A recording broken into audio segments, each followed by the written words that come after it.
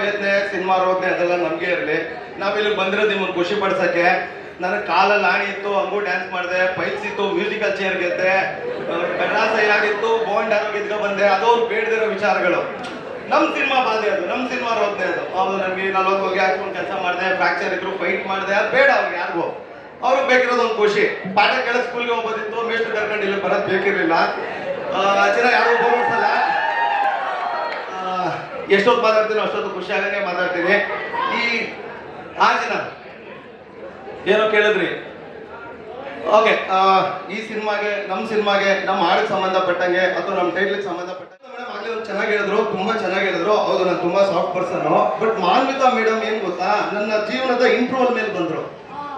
Starting ನಾನು ಬೇರೆ, ಅದೆಲ್ಲ ಆಮೇಲೆ. ನನಗೆ ಅಷ್ಟು ಈ ಬ್ರೇಕಪ್ ಬಗ್ಗೆ ಗೊತ್ತಿಲ್ಲ. ಬಿಕಾಸ್ ಲವ್ವಲ್ಲಿ ನಾನು ಎಲ್ಲ ರೂಲ್ಸು ಬ್ರೇಕ್ ಮಾಡಿ ಮದುವೆ ಆದವನು. 8 ಸೆಲೆ ಮೇಲೆ ಹಾಕೊಂಡು ಜೈಲು ಹಿಡಿದವನು. ಅದು ಬೇಡ. ನಾನು ಅವಾಗ ಅದೇ ಅನ್ಕೊಂತಿದ್ದೆ. ಏನ್ ಅನ್ಕೊಂತಿದ್ದೆ ಅಂದ್ರೆ ಬದುಕಲ್ಲಿ ಹೇಳ ಕಟ್ಕೊಂಡ್ರೆ ಸಾಕಪ್ಪ ಅನ್ಕೊಂತಿದ್ದೆ. ಆಮೇಲೆ ಗೊತ್ತಾಗಿದ್ದು ಬದುಕು ಕಟ್ಕೊಂಡ್ರೆ ಸಾಕಪ್ಪ ಅಂತ. ಬದುಕೊಂದ್ರೆ ಭದ್ರವಾಗಿ ಕಟ್ಕೊಂಡ್ರೆ ಯಾರನ್ನ ಬೇಕಾದ್ರೂ ಕಟ್ಕೊಬಹುದು. ಸೊ ಹಾಗಾಗಿ ಬದುಕು ಕಟ್ಕೊಳ್ಳಿ. ಇವತ್ತು ನಾನು ಅಲ್ಲ ನೋಡ್ತಿರ್ತೀನಿ, ಕೆಲವು ಹುಡುಗಿರು ಹಿಂಗೇನೋ ಹಿಂಗ ಅಂತಿರ್ತಾರೆ, ಅದೇನೋ ಮುನ್ಸಿಪಲ್ ಅದು ಅಂಶ ಬರಲ್ಲ. ನಾನು ಇವ್ರು ಹಂಗಂದಾಗೆಲ್ಲ ಹಿಂಗ ಅಂತಿರಲ್ಲ, ಹಂಗಂದಾಗೆಲ್ಲ ನಂಗೆ ಅನಿಸ್ತಿರುತ್ತೆ ಅವ್ರು ಹಿಂಗ ಅನ್ಬೇಕಂದ್ರೆ ನಾವು ತಿಂಗಳು ಹಿಂಗ ಅಂತಿರ್ಬೇಕು ಅಂತ. ಇದು ಸಿಗಬೇಕು ಅಂದ್ರೆ ಇದು ಚೆನ್ನಾಗಿ ಮಾಡ್ಬೇಕು. ಆಮೇಲೆ ಒಂದು ಈ ಬ್ರೇಕಪ್ ಇದೇನು ಕೇಳ್ತೀವಲ್ಲ, ಬ್ಯಾಕಪ್ ಇಲ್ಲದೆ ಯಾರು ಬ್ರೇಕಪ್ ಮಾಡ್ಕೊಳ್ಳಲ್ಲ ಚಿನ್ನ. ಫಸ್ಟ್ ಅದನ್ನ ತಲೆಯಲ್ಲಿ ಇಟ್ಕೊಳ್ಳಿ. ಸೊ ಲೈಫಲ್ಲಿ ದುಡ್ಡು ಮುಖ್ಯ. ನಾನು ಮುಂಚೆ ಒಂದು ಯಾವ್ದೋ ಇಂಟರ್ವ್ಯೂ ಅಲ್ಲಿ ಹೇಳಿದ್ದೆ, ದುಡ್ಡಿದ್ರೆ ಶುಗರ್ ಡ್ಯಾಡಿ, ದುಡ್ಡಿಲ್ಲ ಅಂದ್ರೆ ಶುಗರ್ ಬಂದಿರೋ ಡ್ಯಾಡಿ. ಸೊ ದುಡ್ಡು ಇಂಪಾರ್ಟೆಂಟು. ಓದೋ ವಯಸ್ಸಲ್ಲಿ ಓದಿ ಬದುಕನ್ನ ಚೆನ್ನಾಗಿ ಕಟ್ಕೊಳ್ಳಿ. ನಾನು ನೆನ್ನೆನೋ ಇವ್ರಿಗೆ ಅದನ್ನೇ ಹೇಳ್ತಿದ್ದೆ. ಅಂದ್ರೆ ನಾನು ಹುಡುಗರ ಪರ ಮಾತಾಡ್ತೀನಿ, ಯಾಕಂದ್ರೆ ನನ್ಗೆ ಹುಡುಗರ ಪ್ರೀತಿ ಗೊತ್ತು, ಹುಡುಗಿನ ಪ್ರೀತಿ ಅಷ್ಟು ಗೊತ್ತಿಲ್ಲ. ಹುಡುಗಿನ ವರ್ಷನ್ ಯಾರಾದ್ರೂ ಬಂದು ವಾದ ಮಾಡಿದ್ರು ಮಾಡಿ, ನಾನು ಆನ್ಸರ್ ಮಾಡ್ತೀನಿ, ಯಾರು ಬೇಕಾದ್ರು. ಇಲ್ಲ ಅವರು ನಾವ್ ಹಿಂಗೆ ಅಂತ ಬರ್ತಿರೋ ವಿಷಯ ನೀವೇ ಬನ್ನಿ ನೀವು ಕಡೆ ಮಾತಾಡ್ತಿರಲ್ಲ. ಬಿಕಾಸ್ ನಾನು ಅನ್ಕೊಂಬೋದು ಏನ್ ಗುರು ಯಾವಾಗಲೂ ಹೆಣ್ಮಕ್ಳಿಗೆ ಏನಾದ್ರು ಅಂತಾರೆ ಅಂತ. ನನ್ನ ಹೆಣ್ಮಗ ನನಗೆ ಅಷ್ಟು ಗೊತ್ತಿಲ್ಲ. ಆ ಕಡೆ ನೀವೇ ಮಾತಾಡಿದ್ರು ರೆಡಿ. ನಾನು ಹೆಣ್ಮಕ್ಳು ಹೆಂಗೆ ಗೊತ್ತಾ ಪ್ರೀತಿ ಮಾಡೋದು ನಾವು. ಪ್ರೀತಿ ಅಂದ್ರೆ ಸಾವು ಬದುಕಿನ ಮಧ್ಯೆ ನಡೆಯೋ ಒಂದು ಆಪರೇಷನ್. ನಮಗೆ ಹೆಣ್ಮಕ್ಳಿಗೆ ಬರೆಯೋದು ಆಡಿಷನ್. ಅವ್ರು ಯಾರು ಬೇಕಾದ್ರೂ ಸೆಲೆಕ್ಟ್ ಮಾಡ್ತಾರೆ. ನಾವು ಹಂಗಲ್ಲ, ಅದೊಂಥರ ಆಪರೇಷನ್. ಬಿಕಾಸ್ ನಾನು ಅದನ್ನೇ ಹೇಳ್ತೆ, ಬೈಕೋಬೇಡಿ. ನಾನು ಹುಡುಗ, ನನ್ನ ವರ್ಷನ್ ನಲ್ಲವು ನನಗೆ ಗೊತ್ತು. ಸೊ ಅದೇ ಮಾತಾಡ್ತೀನಿ. ಮೊನ್ನೆನೋ ಅದೇ ಹೇಳ್ತಿದ್ದೆ. ಅಂದ್ರೆ ಗಂಡು ಮಕ್ಳಿಗೆ ಹೆಂಗೆ ಗೊತ್ತಾ, ಪ್ರೀತಿ ಅನ್ನೋದು ಒಂಥರ ತಾಯಿ ಹಾಲಿದ್ದಂಗೆ, ಅಮೃತ ಉಣಿಸೋ ತಾಯಿ ಹಾಲಿದ್ದಂಗೆ. ಕೆಲವು ಸತಿ ಹೆಣ್ಮಕ್ಳಿಗೆ ಅದು ಯಾರಿಗೂ ಬೆಳೆದಿರೋ ನಾಯಿ ಹಾಲಿದ್ದಂಗೆ. ನಾನು ಎಲ್ರಿಗೂ ಹೇಳ್ತಿಲ್ಲ, ಬೈಕೋಬೇಡಿ. ಬಟ್ ನಾನು ನೋಡಿದ ವರ್ಷ ನಾನು ಬೇಕಾದ್ರೆ ವಾದ ಮಾಡಿದ್ರೆ ನಾನು ಮಾಡಿ ಅದಕ್ಕೆ ಹೇಳ್ಬೋದು. ಹೌದು, ನಾನು ಅದನ್ನೇ ಯಾವಾಗ ಹೇಳೋದು. ಅಂದ್ರೆ ಈ ಲವ್ ಮಾಡೋ ಬದುಕು ಹೆಂಗಿರುತ್ತೆ ಗೊತ್ತಾ, ಅವ್ರು ಯಾವಾಗ ನೋಡಿದ್ರು ಮೈನ ತರ ಕಾಣ್ತಿರ್ತಾರೆ. ಅದೇ ಬ್ರೇಕಪ್ ಆಗಲಿ ಹೈನ ತರ ಕಾಣಕ್ ಶುರು ಮಾಡ್ಬಿಡ್ತಾರೆ. ಸೊ ಅದು ಆ ಟೈಮ್ಗೆ ಸಂದರ್ಭದ ತಕ್ಕಂಗೆ ಚೆನ್ನಾಗಿರುತ್ತೆ. ಅದ್ಭುತವಾಗಿದೆ ಈ ಹಾಡು. ನನ್ಗೆ ಅಷ್ಟು ಗೊತ್ತಿಲ್ಲ ಬ್ರೇಕಪ್ ಬಗ್ಗೆ, ಬಿಕಾಸ್ ನಾನು ತುಂಬಾ ಹೋರಾಟ ಮಾಡಿ ಗೆದ್ಕೊಂಡ್ಬಿಟ್ಟೆ. ಅದರಲ್ಲಿ ಯಾರಿದ್ರೆ ಹಿಂಗೆಲ್ಲೋ ಇರ್ತಿದ್ದೆ ಅನ್ಸುತ್ತೆ. ಅಲ್ಲೆಲ್ಲೋ ಒಂದ್ ಕಡೆ ಪೇಂಟಿಂಗ್ ಮಾಡ್ಕೊಂಡು ಗೆದ್ದಿದ್ದರಿಂದ ಸ್ಟೇಜ್ ಮೇಲೆ ನಿಂತಿದ್ದೀನಿ. ಅದ್ಭುತವಾಗಿದೆ ಹಾಡು, ಚೆನ್ನಾಗಿ ಮಾಡಿದ್ದಾರೆ.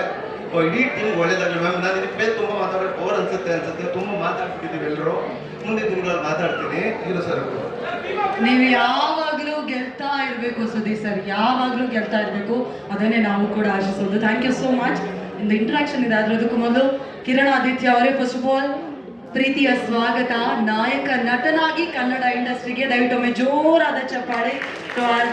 Very very dedicated hero.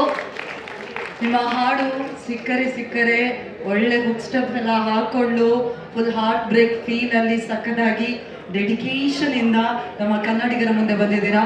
ಎಷ್ಟು ಖುಷಿ ಆಗ್ತಾ ಇದೆ, ಎಷ್ಟು ಎಕ್ಸೈಟ್ಮೆಂಟ್ ಇದೆ ಇದೀಗ. ಎಲ್ರಿಗೂ ನಮಸ್ಕಾರ.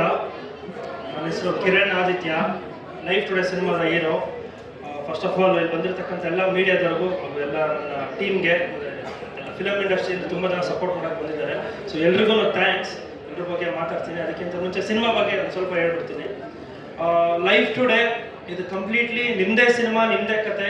ಇವತ್ತಿನ ಒಂದು ರಿಯಾಲಿಟಿನ ಇಟ್ಕೊಂಡು ಒಂದು ಕಂಟೆಂಟ್ ಬ್ಲೆಂಡ್ ಮಾಡಿ ಕಮರ್ಷಿಯಲ್ ಟಚ್ ಕೊಟ್ಟು ಮಾಡಿರೋ ಸಿನಿಮಾ. ಸೊ ಕಂಪ್ಲೀಟ್ಲಿ ಕಾಲೇಜ್ ಆಡಿಯನ್ಸ್ಗೆ ಯೂಸ್ಗೆ ಮಾಡಿರೋಂಥ ಸಿನಿಮಾ. ಸೊ ಮುಂದಿನ ದಿನಗಳಲ್ಲಿ ನಿಮಗೆ ಕತೆ ಕಂಟೆಂಟ್ ಏನಂತ ಗೊತ್ತಾಗುತ್ತೆ. ಈ ಹಾಡು ಜಸ್ಟ್ ಒಂದು ಕ್ಯಾರೆಕ್ಟರ್ ಎಮೋಷನ್ ಅಷ್ಟೇ, ಕತೆ ಬೇರೆಯೇ ಇದೆ. ಸೊ ಈ ಸಿನಿಮಾ ಕತೆ ನಾನೇ ಬರೆದಿದ್ದು.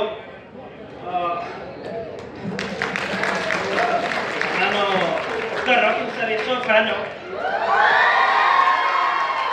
ಅವರು ಬೇಡಮ್ಮ ಇಲ್ಲಿ ಯಾರು ಹೀರೋಗಳನ್ನ ಹುಟ್ಟಾಕಲ್ಲ, ನಮಗೆ ನಾವೇ ಹೀರೋಗಳು ಆಗಬೇಕು ಅಂತ ಆ ಒಂದು ಡೈಲಾಗ್ ಯೋಚನೆ ಮಾಡ್ಬೇಕಾದ್ರೆ ಹೌದಲ್ಲ, ನನ್ನನ್ನು ಯಾರು ಹೀರೋ ಮಾಡ್ತಾರೆ, ನನ್ನ ಕತೆ ನಾನೇ ಬರ್ಕೊಳ್ಳೋಣ, ನಾನೇ ಹೀರೋ ಆಗೋಣ ಅಂತ ಹುಟ್ಟಿದ್ದೆ ಲೈಫ್ ಟುಡೇ. ಸೊ ಇವತ್ತು ಇಲ್ಲಿಗೆ ಬಂದು ನಿಂತಿದ್ದೀನಿ.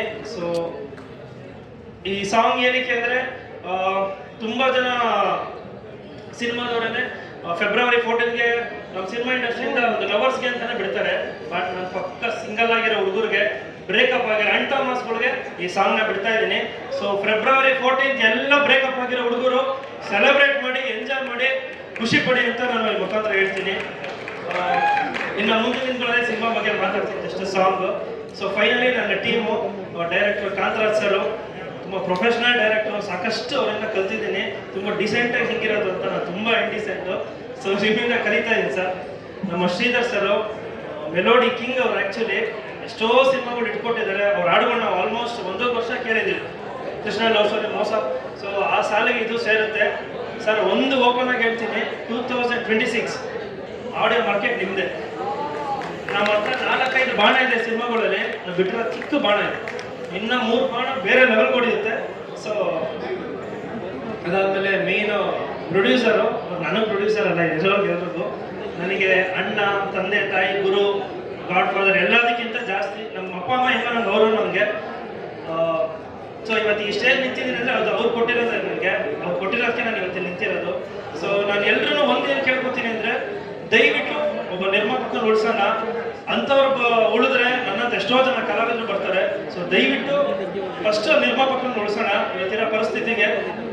ಬಟ್ ನಮ್ಮ ಸಿನಿಮಾ ನಾನು ಸ್ಟಾರ್ಟ್ ಮಾಡಬೇಕಾದ್ರೆ ಒಂದು ಐಡಿಯಾಲಜಿ ಬಂದೆ. ತಮಿಳ್ ಇಂಡಸ್ಟ್ರಿಯಲ್ಲಿ ಲವ್ ಟುಡೇ ಅಂತ ಒಂದು ಸಿನಿಮಾ ಬಂದು ದೊಡ್ಡ ಹಿಟ್ ಆಯಿತು. ತೆಲುಗುಲಿ ಇದೇ ಬೇಬಿ ಅಂತ ಬಂತು. ಕನ್ನಡಕ್ಕೆ ಲೈಫ್ ಟುಡೇ ಇದು ಹಾಗೆ ಆಗುತ್ತೆ, ನೆನ್ಪಿಟ್ಕೊಳ್ಳಿ. ಪಕ್ಕ ರಿಯಾಲಿಟಿ ಬೇಸ್ಡ್ ನಿಮ್ಮಗಳದೇ ಕಥೆ ಮಾಡಿದ್ದೀನಿ, ಸಿನಿಮಾ ಮೂಲಕ ಬರ್ತಾ ಇದ್ದೀನಿ. ಸೊ ಆದಷ್ಟು ಬೇಗ ಬರ್ತೀವಿ. ಸೊ ನೋಡಿ, ಪಕ್ಕ ಸೌಂಡ್ ಮಾಡೋದ್ರಲ್ಲಿ ನೋಡು ಶೂರ್ ಶಾಟ್ ಹೊಡಿತೀವಿ. ಅದು ಬಿಟ್ಟರೆ ಇಲ್ಲಿ ಸಾಕಷ್ಟು ಜನ ಬಂದು ನನಗೆ ಸಪೋರ್ಟ್ ಮಾಡಿದ್ದಾರೆ. ಮಹೇಶ್ ಸರ್ ನಾನು ಥ್ಯಾಂಕ್ಸ್ಗಿಂತ ಸಾರಿ ಜಾಸ್ತಿ ನಿಮ್ಗೆ ಹೇಳ್ತೀನಿ. ಎಲ್ಲದಕ್ಕೂ ಕೇಳ್ತೀನಿ, ಎಲ್ಲದಕ್ಕೂ ತೊಂದರೆ ಕೊಡ್ತೀನಿ ಅವ್ರಿಗೆ. ಒಂದೊಂದು ಚಿಕ್ಕದನ್ನು ಅವ್ರು ಕಳಿಸ್ತೀನಿ. ಫಸ್ಟ್ ಅವ್ರು ಓಕೆ ಮಾಡೋದ್ಮೇಲೆ ನೆಕ್ಸ್ಟ್ ನಾನು ಹೋಗ್ತೀನಿ. ಅಷ್ಟು ನನಗೆ ಬ್ಯಾಕಪ್ ಸಪೋರ್ಟ್ ಆಗಿ ನಿಂತಿದ್ದಾರೆ. ಬಟ್ ತುಂಬ ಜನ ಗೊತ್ತಿಲ್ಲ, ಸಕ್ಕ ಸಪೋರ್ಟ್ ಮಾಡಿ ಇವತ್ತೇನೆಲ್ಲ ಒಂದು ಚೆನ್ನಾಗಿ ಬಂದಿದ್ದಾರೆ. ಅದು ಅವ್ರದ್ದು ಕಾರಣ ತುಂಬ ಇದೆ. ಮುನೇಗೌಡ ಸರ್ ಇವತ್ತು ಈವೆಂಟ್ ಎಲ್ಲ ಮಾಡ್ಬೇಕಾದ್ರೆ ನಾನು ಅವ್ರನ್ನ ಕೇಳಿದೆ, ಒಂದು ಚಿಕ್ಕ ಪುಟ್ಟ ಹೆಲ್ಪ್ ಅಂದ್ರೆ ನಮ್ಮ ಸಿನಿಮಾದವ್ರು ಮಾಡಿದ್ದಾರೆ, ಸಕ್ಕತ್ ಹೆಲ್ಪ್ ಮಾಡಿದ್ದಾರೆ. Thank you sir. Krishna Chaitanya sir ಅವರು ಎಲ್ಲದಕ್ಕಿಂತ is a very good soul. ಅವ್ರ ಬಗ್ಗೆ ಈಚೆ ಕಡೆ ತುಂಬ ಒಳ್ಳೆ ಹಾಕಿದೆ, ಸಾಕಷ್ಟು ಜನಕ್ಕೆ ಹೆಲ್ಪ್ ಮಾಡಿದ್ದಾರೆ. ಸೊ ನನಗೂ ಎಲ್ಲ ವಿಷಯದಲ್ಲೂ ಹೆಲ್ಪ್ ಮಾಡ್ತಾರೆ. ಸರ್ ನೀವು ಯಾವಾಗಲೂ ಇದೇ ಥರ ಇರಲಿ. Thank you so much sir. ನೀವು ಬಂದಿದ್ದು ನಂಗೆ ಸಖತ್ ಖುಷಿ ಇದೆ. ಆಮೇಲೆ ನನ್ನ ಫ್ರೆಂಡು ರಿಷಾ ಗೌಡ ಅವ್ರು ಬಂದಿದ್ದಾರೆ, ಎಲ್ರಿಗೂ ಥ್ಯಾಂಕ್ ಯು. ಆ್ಯಂಡ್ ನಮ್ಮ ಸುದಿ ಅವರು, ಇವರು ಯಾವತ್ತೂ ನನಗೆ ಆರ್ಟಿಸ್ಟ್ ಅನ್ಸಿಲ್ಲ, ಒಂಥರ ಬ್ರದರ್ ಥರ. ತುಂಬ ಜನ ನಮಗೆ ಹೇಳಬೇಕು ಕೊಡೋ ಗೊತ್ತಿಲ್ಲ, ನಮ್ಮ ಪ್ರೊಡಕ್ಷನ್ ಲಕ್ಷ ಪೇಮೆಂಟ್ ತೊಗೊಂಡು ತುಂಬ ಜನ ಇಲ್ಲಿ ಬಂದಿಲ್ಲ. ಸೊ ಏನೂ ತೊಗೊಳ್ದಿರೋದು ಸಾಕಷ್ಟು ಜನ ಬಂದಿದ್ದಾರೆ. ಅದಕ್ಕೆ ಸುದಿಯವರು ಬಂದಿದ್ದಾರೆ. So thank you so much. ಏನು ಜಾಸ್ತಿ ಮಾತಾಡಲ್ಲ. ಸೊ ಒಳ್ಳೇದಾಗಲಿ ಎಲ್ರಿಗೂ. ಕನ್ನಡ ಸಿನಿಮಾ ಎಲ್ಲ ಏನೇನೋ ಹೇಳ್ತಿದ್ದಾರೆ ಹಂಗೆ ಹಿಂಗೆ ಅಂತ, ತಿರ್ಗಾ ಹೊಸ ಬಂದೇ ಬರ್ತೀವಿ, ಅದ್ರಲ್ಲಿ ನಾವು ಬರ್ತೀವಿ, ಶೈನ್ ಆಗ್ತೀವಿ ಅಷ್ಟೇ. Thank you. ಕಿರಣ್ ಆದಿತ್ಯ ಅವರೇ, ನಿಮ್ಮ ಕಥೆ, ನಿಮ್ಮ ಡೆಡಿಕೇಶನ್